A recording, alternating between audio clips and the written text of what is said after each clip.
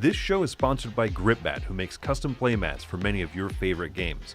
With their custom grip surface, you can keep cards and tiles in place without worrying about messing up the gameplay. Or you can get one without the grip surface if you just want a great-looking mat. Whether sprucing up a hot new title or an old classic, consider picking up a grip mat in the Etsy link below.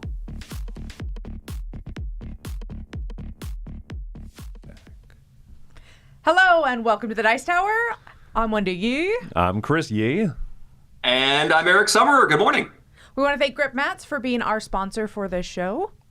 Yeah, they so as you saw in the ad there, go check out their web store on Etsy. Tons of cool stuff there. So thank you for sponsoring breakfast. We've got now, if you noticed, we've got a little out of order, right? You usually don't see that ad right away Because we have more announcements. We got more announcements. Eric, Yes. hit him with the announcement where you tell them that Tom Vass will be at Origins this week.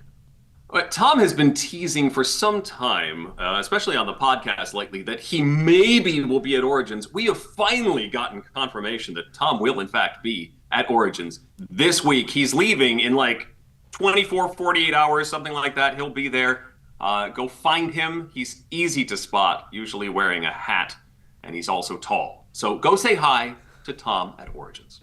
No booth or anything like that, but Tom will be there. In fact, he has a signing session, like a signature signing session, that he's like, I haven't done one of these before. So go make him feel awkward. He's never done one before? I don't think so. Or maybe it's rare that he does it. Where I was he's like, I've never done one before either, but... Yeah, like where you sit at the table and Tom is your captive audience. So go say hello to the old boy. Yeah, he can't leave. If he's there, you can line up and talk to him. Yeah, the more people that are there and have him sign, the more cramped up his hand will get. It's perfect. Exactly. But we don't just have that announcement. We also have the announcement that Dice Tower East is in 2 weeks. 2 weeks. In fact, wore the shirt So for excited. it right now. So this is going to be the last board game breakfast before Dice Tower East. Mm-hmm. And that's what I was supposed to do this morning. I was supposed to check if registration's still open or not. I think it is. Go to dicetowereast.com, and if registration is still open, I assume it... Then you should register. Then you should register. You should come hang out with us, come see us. Eric is going to be running another Parsley event. What is that, Eric?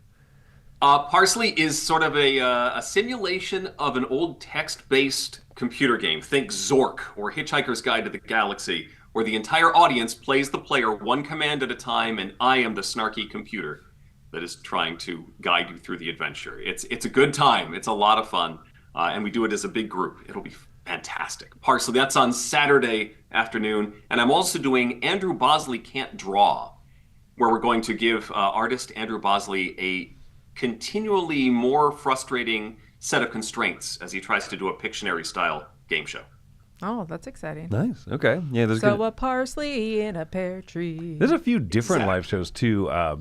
Really quick, I'm going to point out, Mike Heller points out, yes, registration closed as of yesterday, early registration. But at the door, you can still sign up for tickets, and there is availability. Mm-hmm. But I was going to say, Professor Meg and Alex Radcliffe are hosting an event called The Dice Are Right. It's like going to be a riff on The Price is Right.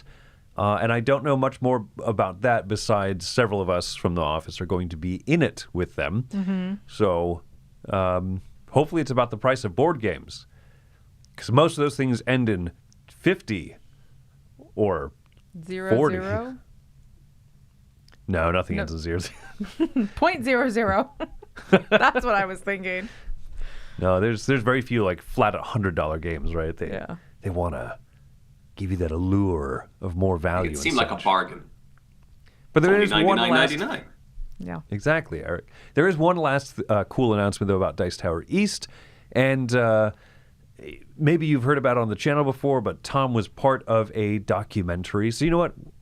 I think the less we say about it, the better, the more that the director of this aforementioned documentary, which will screen at Dice Tower East, we'll let him explain it. We're going to cut over to Simon, and then we'll jump into the rest of our show. Hi, everybody. I'm Simon Ennis, and this is my colleague Samantha Rose. I'm the director of the new film The Hobby, Tales from the Tabletop, which is a documentary portrait of our, beloved board game hobby. It premiered at South by Southwest last year and has been playing on the festival circuit ever since. And in advance of our VOD release in late July, I'm thrilled to say that my friends at the Dice Tower are going to have a special preview screening at Dice Tower East this year.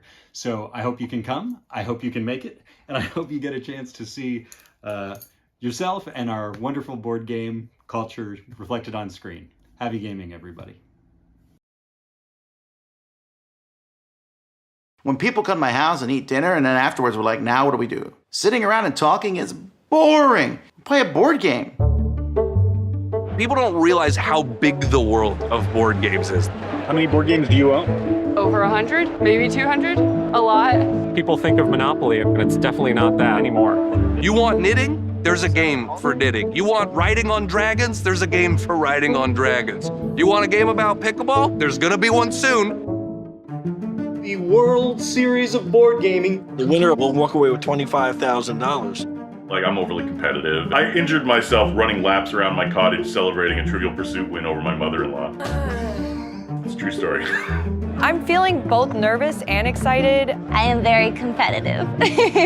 I heard one of them actually played 100 games in preparation. Things got a little serious now. You made a play that was illegal. The way he blocked me unnecessarily. I am a board game designer. It starts a much more interesting conversation than I'm a health policy analyst. Can I get a quick picture? Yes, ma'am. I'm a cool kind of famous. A few thousand people in the world know me, and they're all here. I am a complete newbie to this. The day before my Kickstarter goes live. Oh, lordy, this is going to be an interesting couple of months.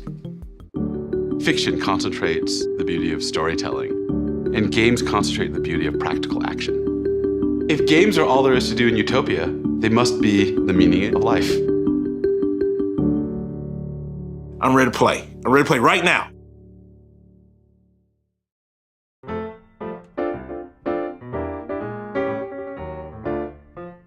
Hi, it's Tarrant. And Stella here from Maple University. Today we have Chock a Block. So this game that comes in such small box, and the rules simple, but the strategy and the thinking time it's tricky. It's very tricky game. It's very good, but very tricky. Yes, this is another one in, I guess, the post-Cascadia series of double-layered tile placement kinds of games. So you've got all of these little apartment block pieces. It fits neatly in this box. And you'll be drafting them and placing them to build up a 3x4 grid. Block. And the things you're trying to do, there's all these little icons like flowers and washing lines hung up and things like that. You're trying to make clusters of those. And there's all these colors, and if you can get clumps of 4 colors together with a for rent sign, they let you collect these tokens, and then you put them on, and they're generally more powerful and flexible in terms of getting the items together in clusters. So you need to chain those items in chain? Yeah, it's a big game of efficiency. Or you need to keep your little chains separate so that you're efficiently scoring 4 points for 4 things. Yeah, otherwise you waste some effort. We all really enjoy it. We all have different experience. It's great because the rule is so simple, so everyone can get in. It just always feel like, oh no, I'm not that efficient. I'm not efficient enough. What am I gonna do? And then you look around and then, oh, everyone's also not efficient. Yes, proves to be very thinky. Yeah.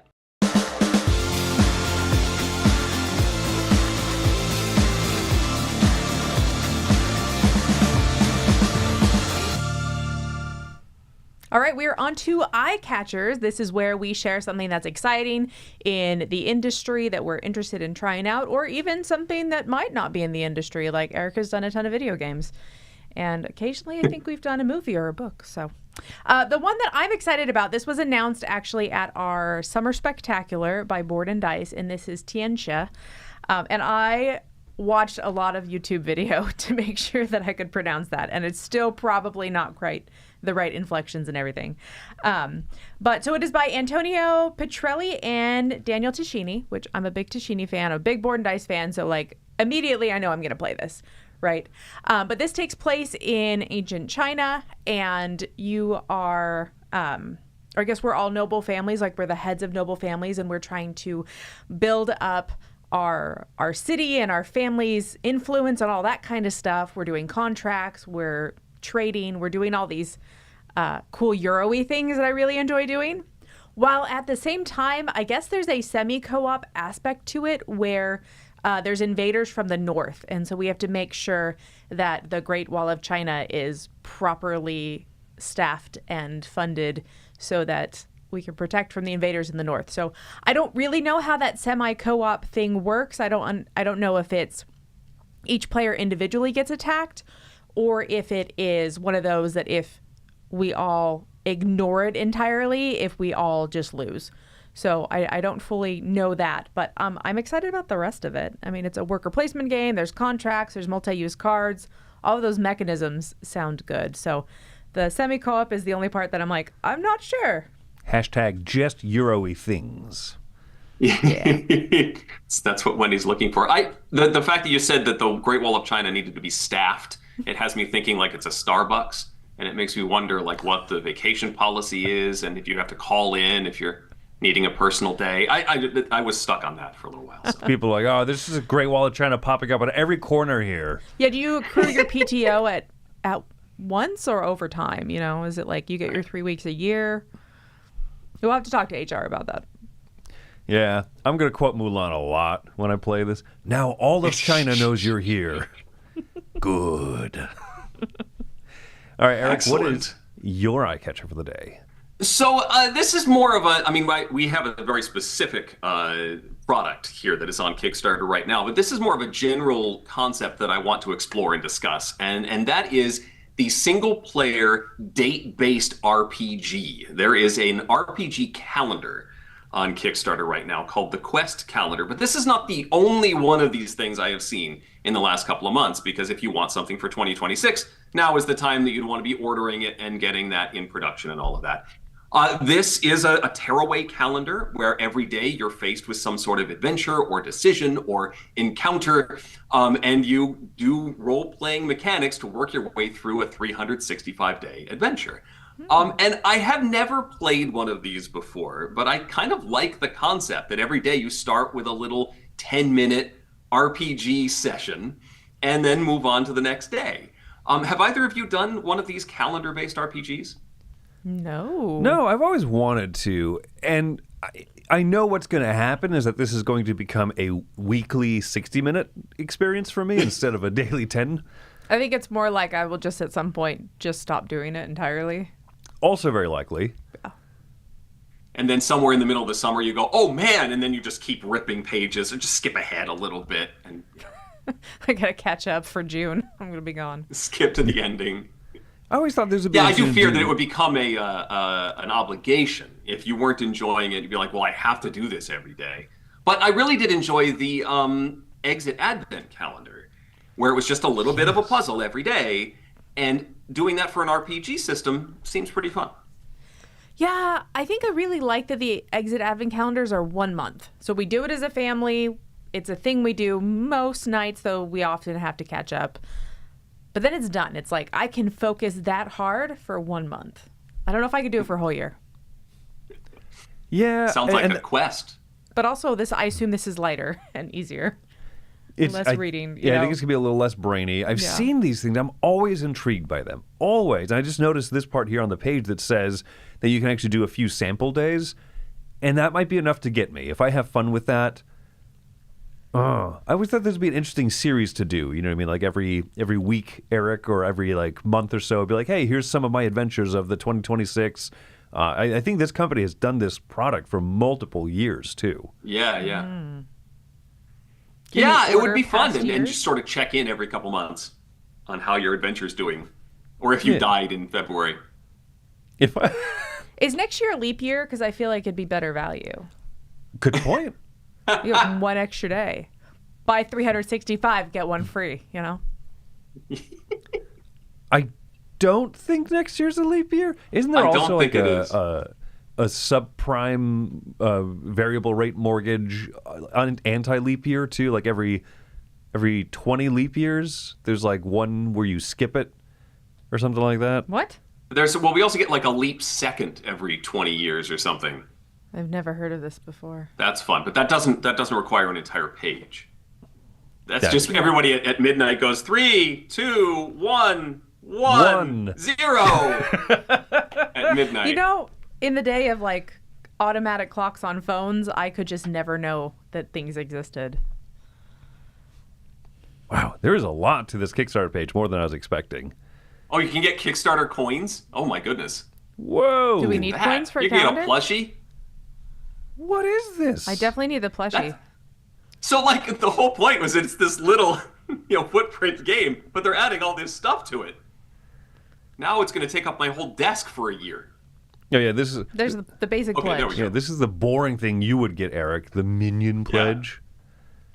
I don't see that coming with... Though. Don't see that coming with metal dice and plushies and an entire box that fits in your calyx so you can pull it off each day to rip off your linen finished parchment. I got to sleeve each page of the calendar. Oh, you can't recycle linen finish. In 50 years, the calendar numbers and days will line back up. I want to use it again. I can play it again. My goodness. All right. Well, there you go. Eric, Chris, what do you got? Tell us how the Overlord pledge is value for buck when you end up doing it. Oh, wow. Yeah. That's a lot. All right. My eye catcher. This is one that just kind of, it lifted me out of my seat when I saw it. So I love the games from Paulo Mori, the Blitzkrieg, World War II in 20 minutes, Caesar, Seize Rome in 20 minutes. We don't talk about Dogfight, but Flintlock. Now, this is Global Warfare in 20 minutes, though I noticed that the box image over here says the 7 Years' War in 20 minutes. So I'm confused why there's a little bit of a disparity there. But this is from David Thompson, Roger Tankersley, and Paulo Mori. So this is another one of the 20 minutes little like war-themed games that aren't really war games. They're like tile layer type games. I love Caesar and Blitzkrieg so much. And David Thompson and Roger Tankersley are great designers that work in this type of space like that. Wargaming, like they work in the wargaming field, but they also work in like wargaming adjacent that are more approachable to dumb Euro gamers like me. To a lay person. Yes. And so this has me incredibly excited. And so, yes, there is... Maybe it's called Global Warfare in 20 minutes because one side of the map has the 7 Years' War, the other side of the map has the French-Indian Wars. So, I don't know. It still doesn't feel very global to me in the same way that, say, World War II does. But it's global-ish. Global-ish. But that didn't really sound good on the box. Global-ish warfare in 20 minutes. War on 2 different continents in 20 minutes. They're just being dogmatic. Yeah, what do you want in 20 minutes, really? Yeah, but anyway, this just sounds super good to me. I love this. I love the style of this artwork, and this is all that's known about it. Interestingly, it is coming directly from Floodgate Games, I think, instead of PSC, who did the original ones, and then Floodgate got the license to do the wider distribution of them. But now apparently they're making their own unique one. I don't know I don't know exactly all the specifics. I'd love to learn more. This game also, as a deviation from the previous ones, has a 2 versus 2 mode to it, where you play with both maps at the same time. So maybe it's not the back side of a map. Maybe it was something about that I was reading. I'm super excited about it. I love the name of it. I love the look of this. I love the designers on this. I'm stoked. Yeah, you were telling me how excited you are about the art. Yeah, I think that looks gorgeous. All right, well, there you go. Those are our eye catchers for the week here. Let's jump to some more contributors, and then we'll be back with our top 10 list. Folks, get your fingers ready to type out your top 10 favorite emotional moments in movies that give you the feels. Hello there, and welcome to One Word, One Question. Sorry it's been a while. Today's word is insert, and the question is, what type of insert is your favorite method of game storage? Answer A if you prefer to just go with the stock base game insert, whether it's a nice custom molded plastic piece or the Chasm of Sadness. It's definitely the most affordable option by far, and sometimes it's just easier to use that. Answer B if you like going for a custom insert. Nowadays we have foam, MDF, and even 3D printed options. So those can be pretty fun and often hold a lot of components.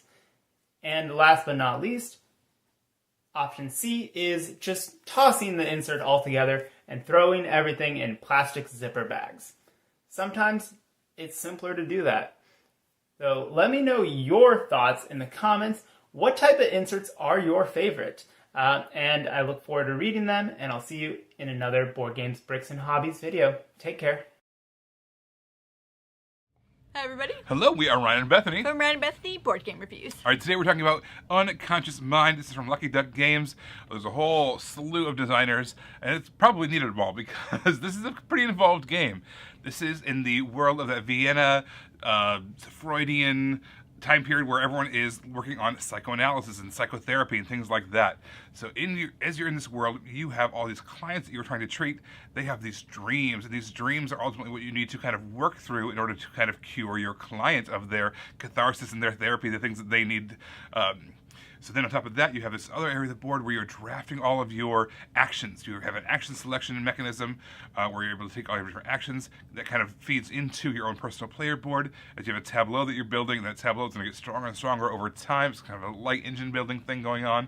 And there's a whole other section of the board that has to do with roaming around Vienna, taking actions over there, and kind of triggering certain extra income, essentially. Yeah. So there's a whole lot going on. Hard to teach in this short amount of time, but basically it's all about that kind of curing these dreams by building up certain parts of your insights and spinning those insights to help your clients interpret their dreams and cure them. One of the things I thought was really interesting about this game and done really well was the graphic design. There's a lot of stuff in front of you. So you have these two different dream cards. You'll have your client, you'll have their trauma, like catharsis when you remove it. So you have all these cards with this brilliant art on it, and yet all the symbology and all the information you need to know is very clear. You could kind of ignore the artwork. I don't know why you would, but you can kind of ignore it and just play the game. It doesn't get in the way. It just enhances the gameplay, and I really liked that because there was so much information to look at, and it looked really cool, and it was laid out very nice. I wasn't looking at an action or looking at a card and swarmed with questions because of that. It swarmed with questions because of the symbology, and I had to look that up. But I just thought it was so cool to put such a great artwork, but also not muddle the information I needed. I think that the main resources that you're using are these insights. These insights are basically on this dial that has 3 different kinds of insights, and then on top of that, there's a small, medium, and large version of that insight. So a lot of the mechanisms in the game have to do with kind of moving 1 up to move 2 down, or move some across. So you're just constantly manipulating that insight dial in order to fulfill your client's needs. I thought it was a very clever mechanism. And by the way, the other resource in this game is coffee. We love our coffee here as well, so I get it. I get it. Everybody, thank you so much for watching. If you want to hear more from us, make sure to find us on YouTube or Ryan and Bethany at Board Game Reviews. Everybody, this is Ryan. Bethany, hoping you have a happy, healthy breakfast. Bye everybody. Guys.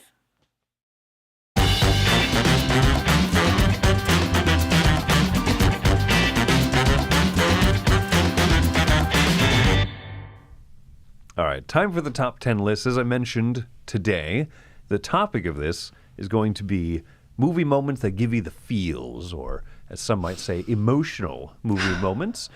So if you haven't watched the top 10 segment that we do on Breakfast before, what we're going to do is we're each picking 3, and that leaves the number 1 slot available for you, the viewers. So go ahead and type in your favorite movie moments that give you the feels, tug on your heartstrings, lift your butts out of your seat, for example, whether they be... Oh, sorry, I missed it. All right, 3, 2, 1.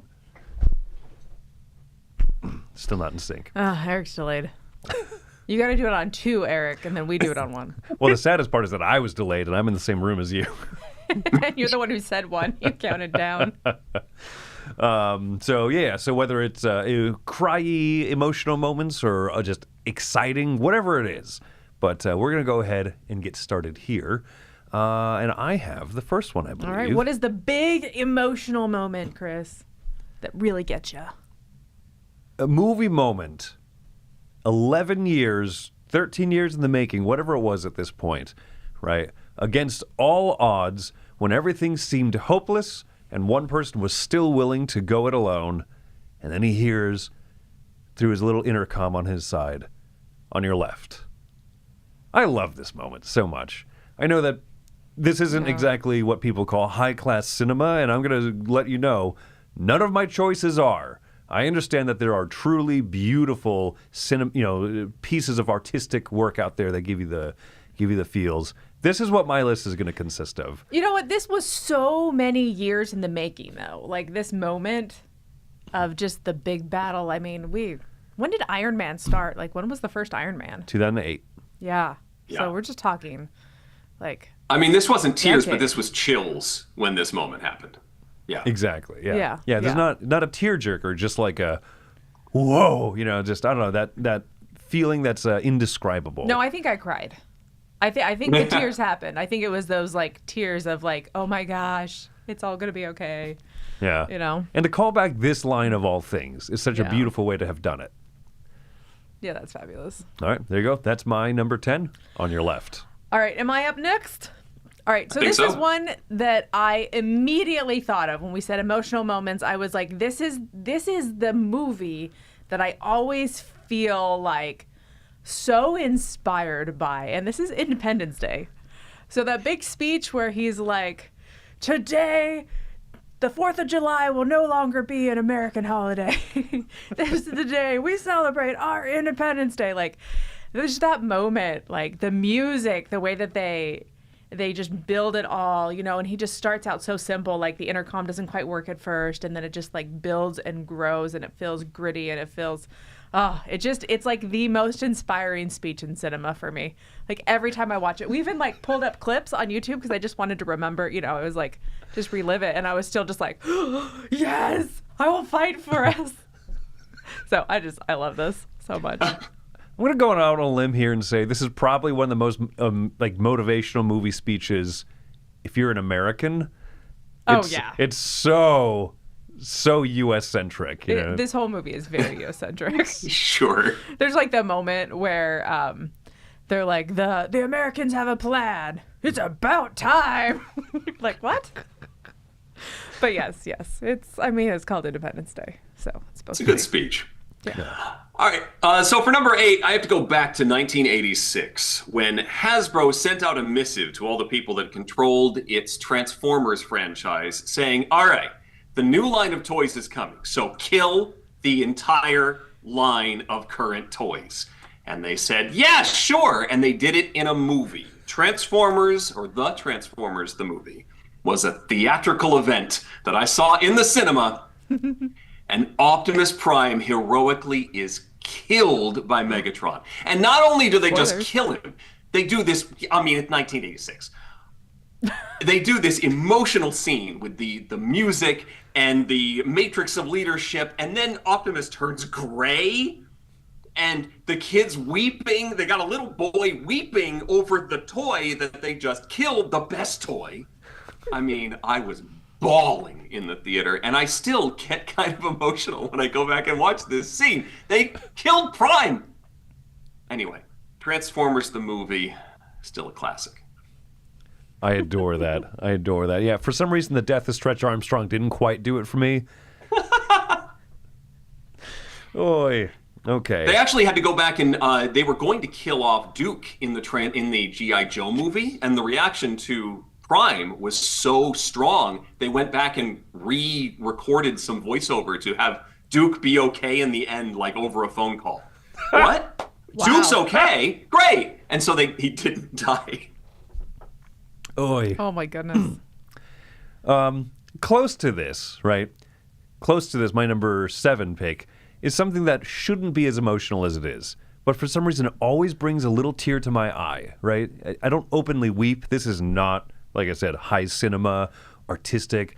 But for a movie of this ilk to pull off this note so well is why it makes my list. This is Wreck-It Ralph's I'm bad and that's good mantra. Aww. I think I just love a really good tie back to what feels like a joke scene, right?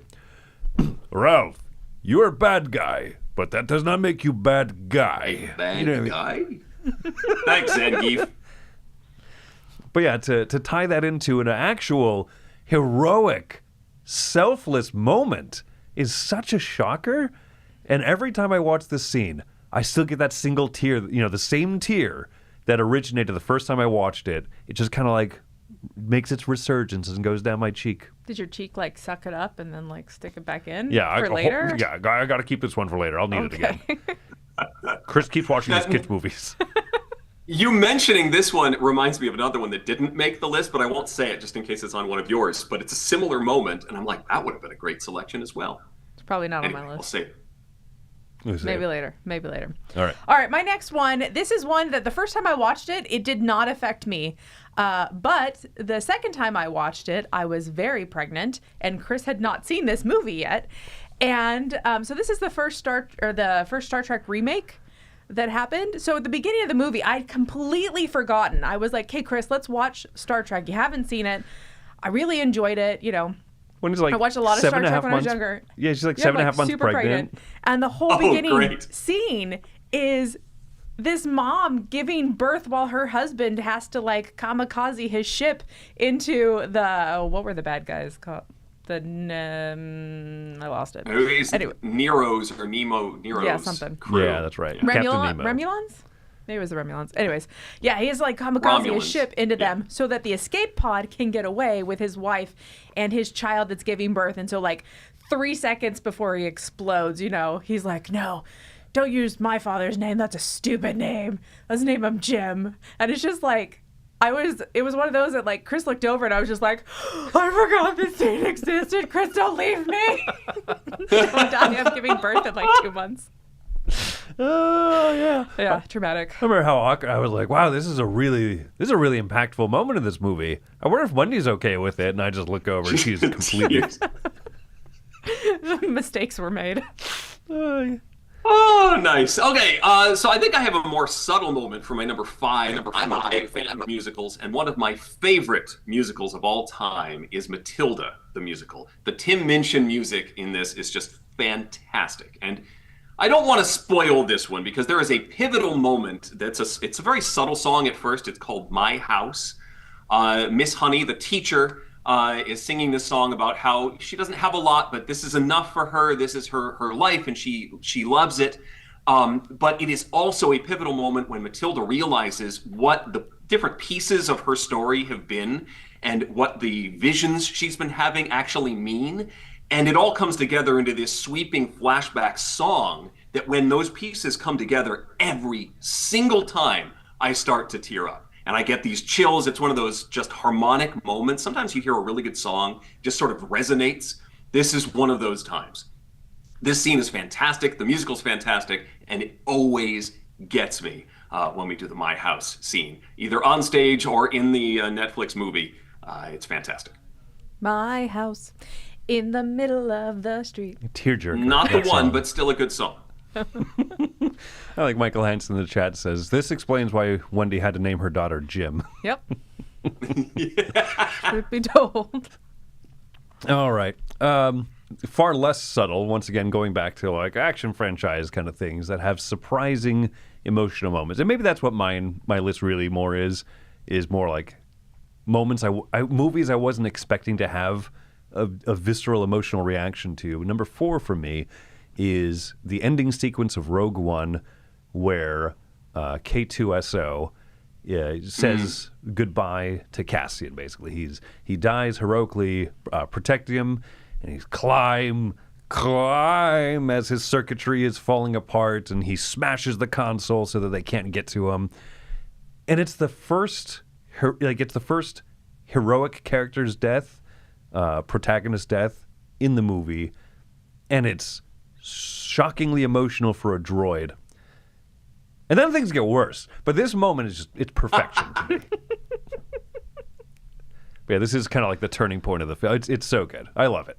Anyway, Chris is really what did I say? Attracted. You're not attracted. Chris is really attractive. Attached to droids. Oh, that was lost. Okay. Mine goes with the musical theme. I'm following Eric's lead here. And this is one that just absolutely gets me every single time. And that is the death of Jean Valjean in Les Mis. Just that beautiful moment where he is, he's feeling his death coming on. And then he sees Cosette's mom Eponine? Am I right? No, not Ebony's the other one. Anyways, he sees Cosette's mom. Eponine. It is Eponine? Okay. Yeah. And, she's singing to him and kind of that idea of like forgiveness, his whole life.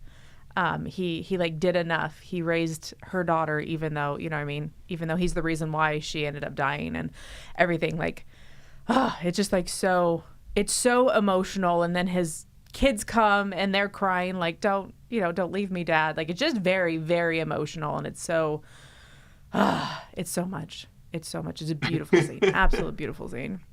I mean, that movie and play are full of gut punch moments. The one that always gets me is the kid on the wall, and when he goes down and everything just gets silent. And that's like, oh, this is on now when he, gets it. And that's the one that always gets me well before this scene. Yeah. No, this is just such a perfect ending. And when we were in the process of moving and there was a lot of driving back and forth, one night I was driving back from Fort Myers to Homestead. So I just put on the soundtrack and I was like, I'm so tired and so sleepy. So I put on the whole soundtrack and I just belted in the 2.5-hour drive back home as loud as I could to the entirety of the soundtrack.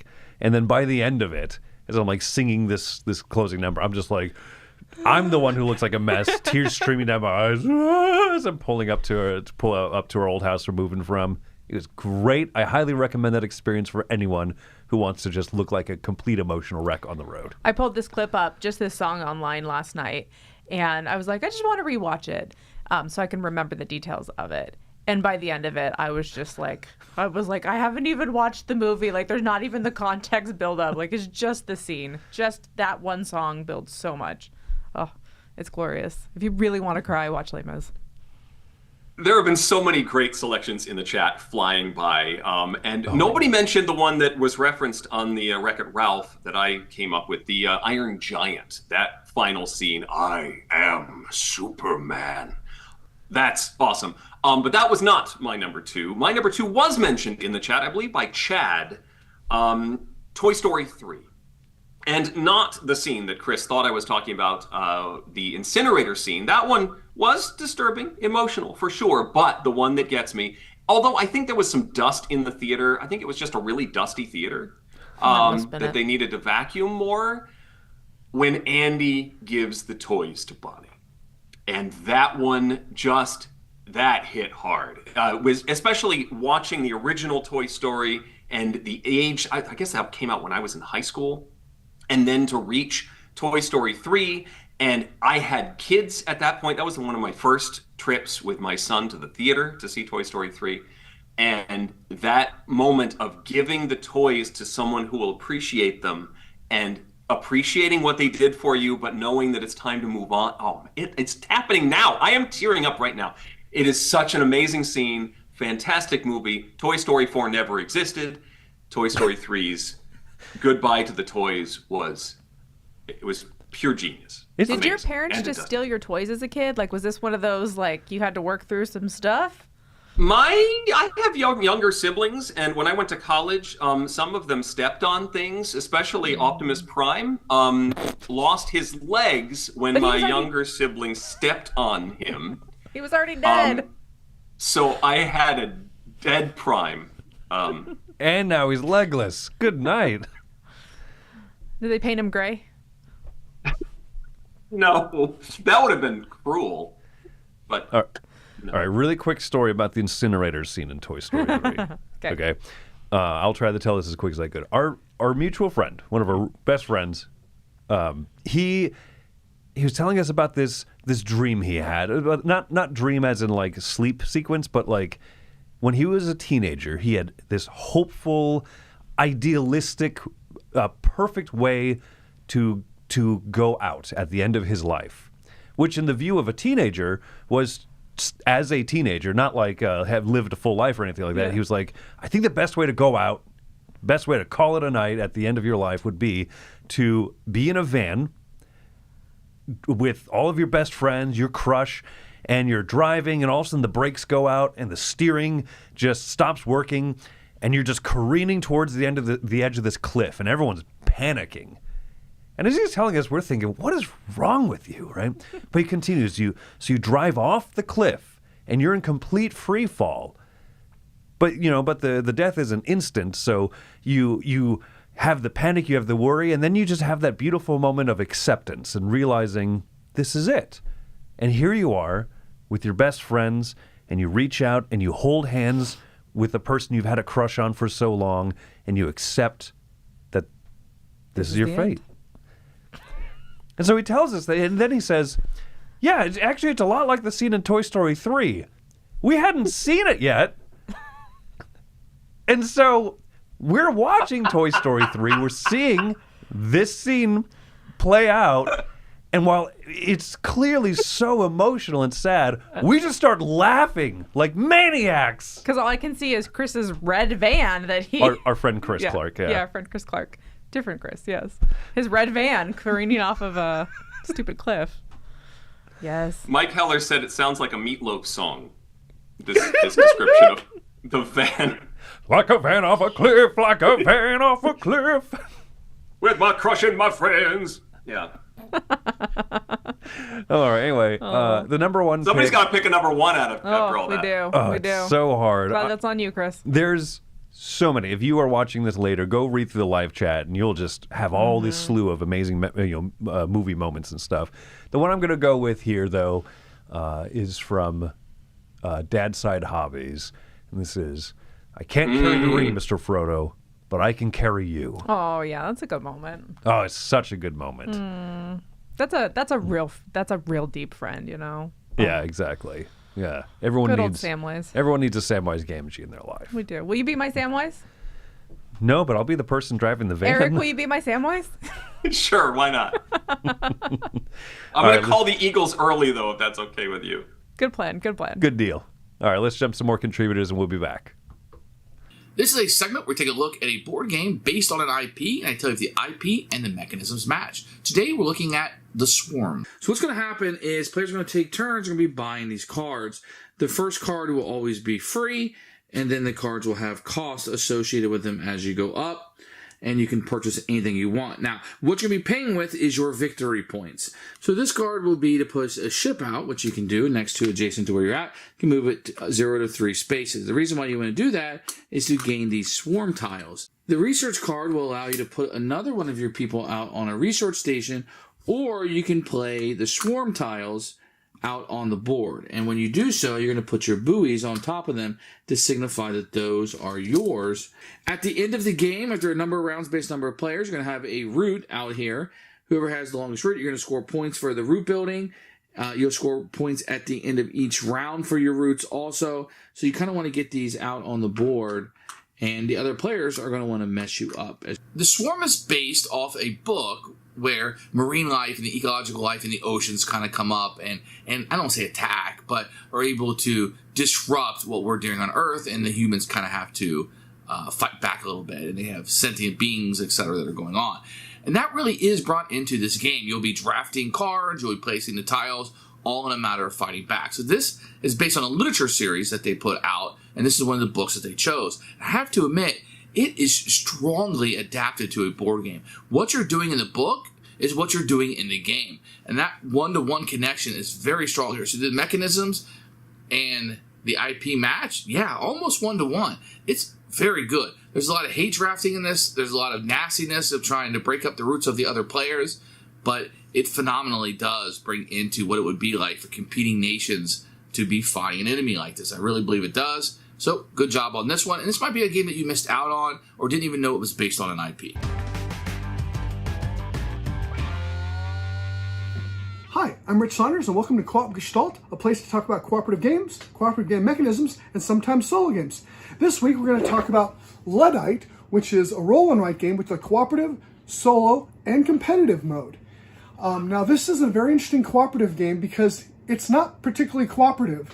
Basically, it's a roll and write game where players have a little book that they do roll and write stuff in. It's actually a pretty fun little roll and write, but you don't get in each other's way at all.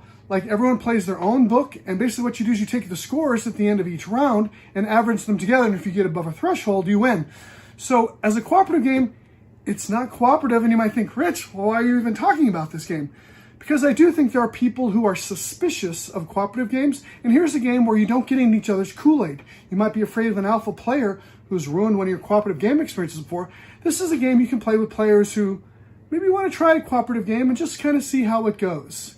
The other great thing about this game is it's very immersive. I ended up using the graphic novel when I played my solo game of this, but you can also play with videos that come on the web that go through this comic here, like with voice acting and everything. It's pretty cool. And that's how we ended up playing it cooperatively. So this silly little roll and write game became a very immersive experience for me and my game group. I also think it's hilarious that a game called Luddite has such an amazing online experience when Luddite means someone who eschews technology. So that's why I have the physical game, because I'm one who actually eschews technology. Anyway, that's it for me for this week. Have a great week. Bye-bye.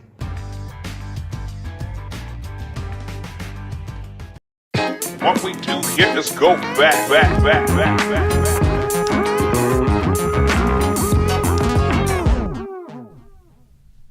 It's time to talk about an old school game, and today we are going to talk about The Sheriff of Nottingham, a game that has had multiple versions, but I'm going to look at this nice picture of the original version, the first, I believe, Dice Tower Essential title. I think so. Sheriff of Nottingham is a game about smuggling goods in small little packs, little pouches, and you have both normal goods where you're going to earn a modest amount of coins for getting them through to market, and also some very lucrative contraband goods that you're not really supposed to have that, but they're worth a lot of money if you can get them through the checkpoint. And so you stuff a certain number of these cards into your pouch and you seal it up with a snap and maybe add a couple coins on the top for the sheriff. And then one player is playing the sheriff and they look at all of them, they frown at all of you and they ask you what's in the bag. And you're like, 3 ducks or 4 chickens. And they look at you and they look at you and then maybe you crack and you smirk, or they take that coin that you gave them and like, all right, you can go through, go ahead, and then your stuff gets through the checkpoint. Or the sheriff decides, that bribe's not enough, I'm gonna open up this bag. And then if it's legal goods, yeah, sure. And I think the sheriff has to pay you a penalty for it. I think so. But if the sheriff finds that you're carrying contraband, what is that version? It's a bunch of contraband DVDs. If the sheriff finds that you've got contraband, then you have to pay the sheriff a big old penalty, plus they confiscate the contraband.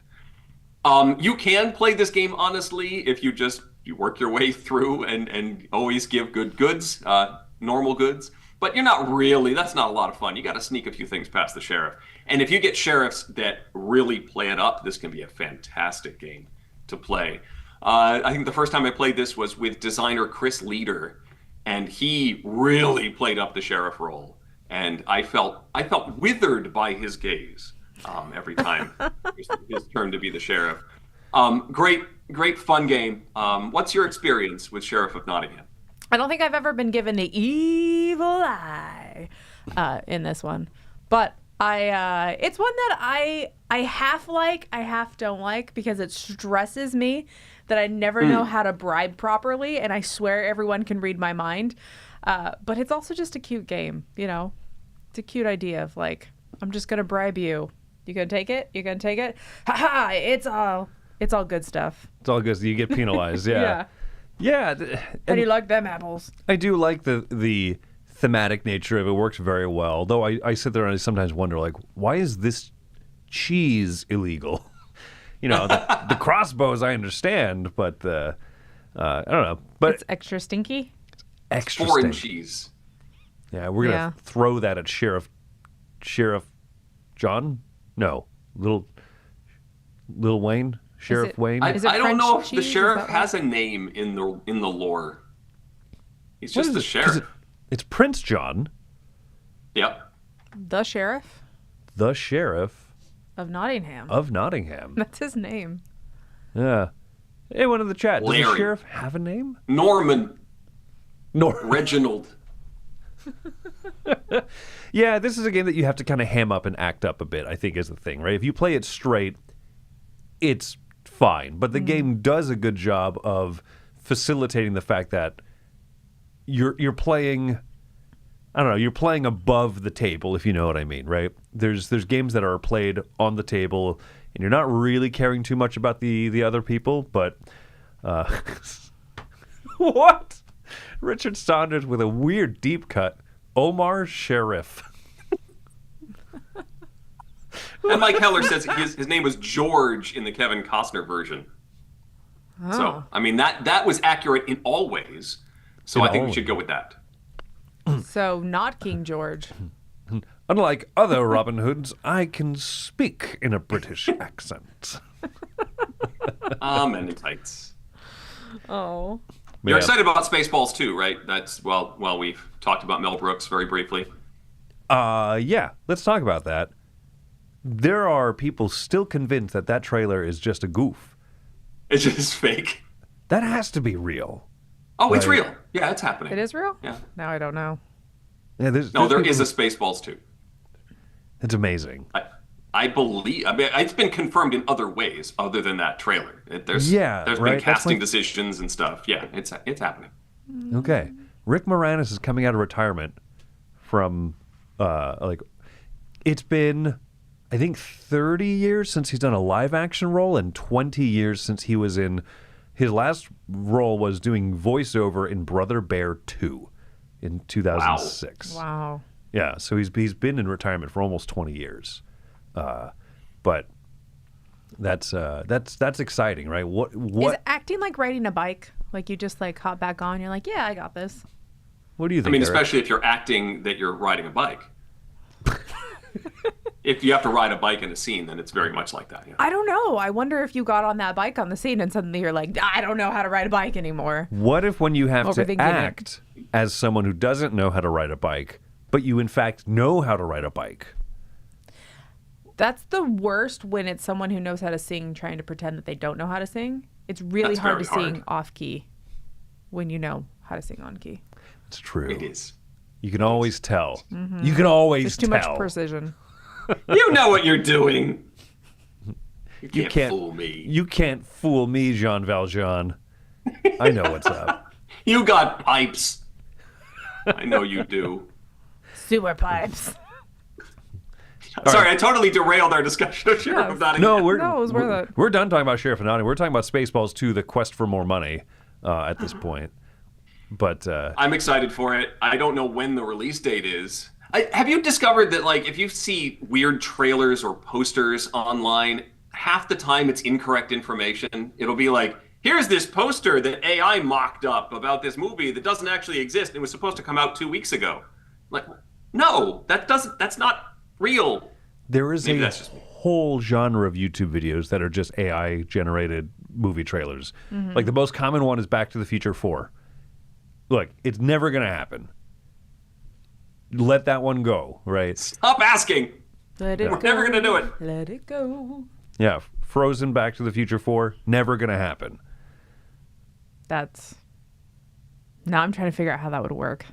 You got to go back and stop Elsa from freezing the Flash before he goes back to save his mom, before she goes back to save H.G. Wells as the time traveler. But then 7 other Flashes come back to stop all the other Flashes.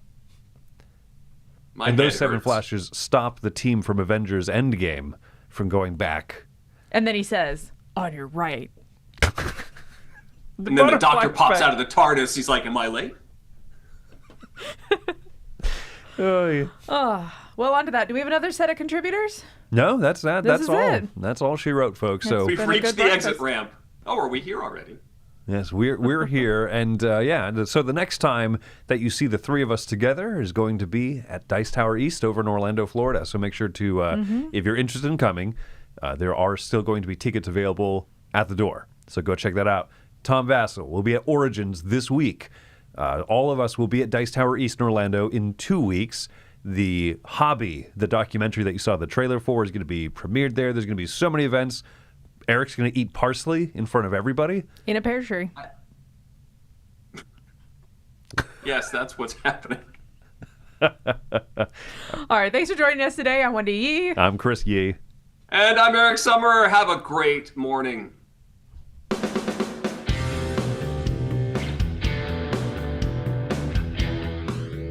Hey folks, thanks for joining us for that video. If you haven't yet, like the video, subscribe to the channel, and hey, make sure you check out what's happening, where I'll cover an app on an iOS or a Switch device, and you can check it out along with me. Thanks very much. You've been watching The Dice Tower.